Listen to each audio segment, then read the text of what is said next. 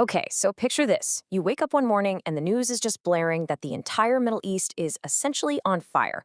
Well, in late February 2026, that's pretty much what happened. We're going to walk through how a single coordinated attack just dragged a whole region into all-out war and what it tells us about the powers behind it all.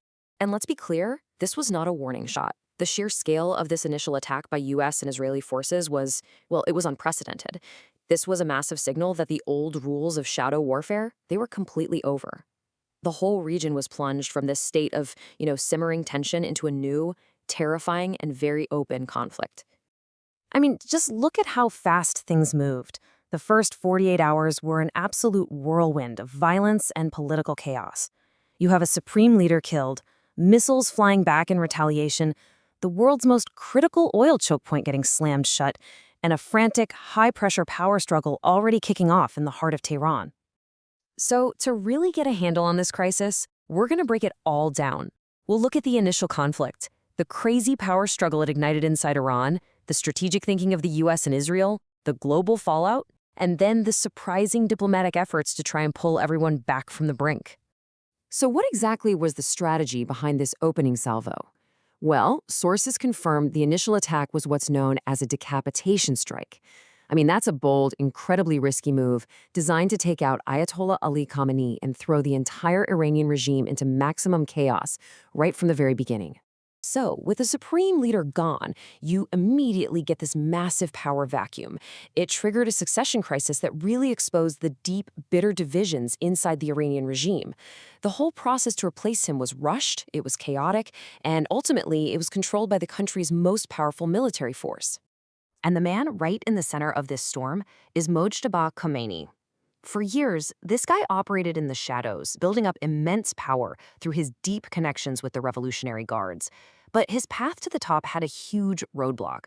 He just didn't have the senior religious credentials required by Iran's own constitution. And this slide right here perfectly lays out the fundamental conflict this forced on the regime. On one side, you've got the clerics in the Assembly of Experts, that's the body that officially picks the leader, and they saw this as a betrayal of the Islamic Republic's principles, like it was sliding towards a monarchy. But on the other hand, you have the Revolutionary Guards, basically arguing that because they were at war, it was a state of emergency where national security trumps everything else. So how did they get their way? Well, the Revolutionary Guards didn't just persuade, they coerced. Reports from inside Iran describe this whole campaign of intimidation. You had IRGC commanders using phone calls, face-to-face meetings, and just immense psychological pressure to force a quick vote for Mojtaba. They effectively shut down any real debate or opposition. All right, so that brings us to the big question, right? Why? Why take this massive gamble? What was the ultimate endgame for Washington and Tel Aviv in launching a war that they knew would set the whole region ablaze? Well, for the Trump administration, the goal was audacious, and it was unambiguous, full-on regime change in Tehran. This wasn't about containment or diplomacy, it was a high-stakes bet to just topple the Islamic Republic itself and completely remake the strategic map of the Middle East. And for Israel's Prime Minister Netanyahu, you can't ignore the potent political calculations back home. He was facing legal troubles, and as you can see here, the polls showed his coalition trailing the opposition by 8 seats, 57 to 49. Some analysts suggest that the war was seen as a way to rally national support and maybe reverse his political fortunes right before an election. But, a gamble of this magnitude was never going to stay contained. The decision to go to war had consequences that rippled far, far beyond what its architects intended, sending these immediate and severe shockwaves across the entire globe. The first shockwave was economic, and it was huge. Iran closed the Strait of Hormuz, which is this vital artery for global commerce, and that instantly choked off a fifth, 20% of the world's daily oil supply. It sent energy markets into a complete freefall and threatened a worldwide recession. Now, Iran didn't just sit there and take the attack. It struck back, and it struck back hard, hitting all 6 of the Gulf states that host U.S. military bases. By targeting civilian infrastructure in hubs like Bahrain and the UAE, Tehran's goal was to shatter their carefully built image as safe havens for international business, a direct blow to their economies and their global standing. And from there, the conflict just quickly spiraled. Iran's most powerful proxy, Hezbollah, jumped into the fight, launching a barrage of missiles into Israel. Israel, in turn, responded with a devastating bombing campaign all across Lebanon, The human cost just mounted daily, a tragic, bloody consequence of a war that, as the polls showed, was deeply unpopular back in the United States. But right when it looked like the whole region was sliding closer and closer towards total catastrophe, a really unlikely peacemaker emerged from the wings, trying to pull everyone back from the abyss: Pakistan. So you might be asking, why Pakistan? Well, it's because they were in this uniquely perfect position to act as a bridge.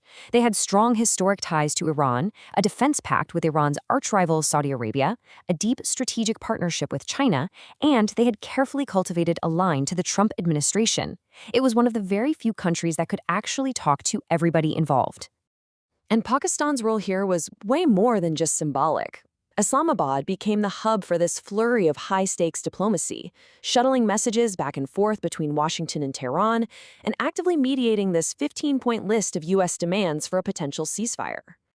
All of this, the brutal war, the internal power struggles, the global economic pressure, and these frantic diplomatic efforts, it all brought Iran's new, untested leadership to a precipice, to a moment of a truly existential choice. You know, this crisis really brought the failures of Iran's long-standing strategy of confrontation into sharp focus. Decades of brinksmanship and isolation had led them to economic ruin, and now, a devastating war. The choice for the new leadership was stark: cling to a failing ideology or find a new path to ensure the very survival of their state. And so, that's where we are. The world is basically holding its breath. Will Iran's new leaders choose pragmatism over ideology? Concession over confrontation? Or will they decide to double down, risking an even wider conflict with truly unimaginable consequences? The future of the entire Middle East really hangs in the balance.